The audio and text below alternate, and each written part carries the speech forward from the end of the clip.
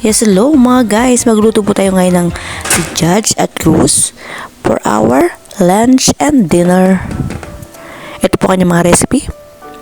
Basal, lemon aswood, girpa or cinnamon, baharat asin bechin, manok, hindi ko na po nasama yung rus, and yung hiniwa ko po sibuyas, nilagay ko po sa kaldero, sa ilalim, hindi ko na po siya ginisa. Parang steam style. Lagay ko po yung manok sa ibabaw. Ayan yung mga panpalasa, baharat, asin, tsaka bechin. I-steam po natin siya hanggang sa mag-moist po yung manok. Pag wala na po yung niya, yung moist niya, nagpakulo po ako ng tubig mainit, ilalagay po natin sa manok. Ayan po. Hanggang sa ibabaw po ng manok dapat ang tubig na mainit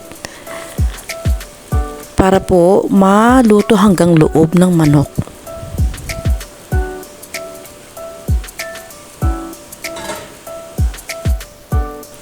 Lagyan po natin si girpa at si lemon aswood, pampalasa at pang aroma.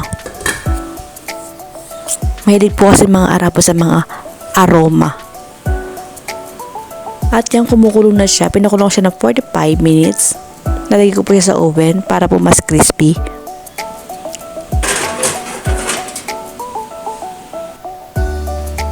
Ayan, yung pinagpakuluan po ng manok.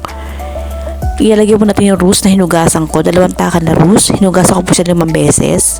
Nasa inyo po yung kung ilang beses nyo gustong hugasan. Para po mas malasa ang rus. Gusto po nila yung pinagpakuluan ng mga laham o kaya ng mga The Judge. Yun, dun po magluluto mismo ng rus or kanin. Ayan na po siya. Luto na siya. Syempre, luto na rin po ang ating manok. Charan! O, diba? Thank you for watching. Enjoy the meal.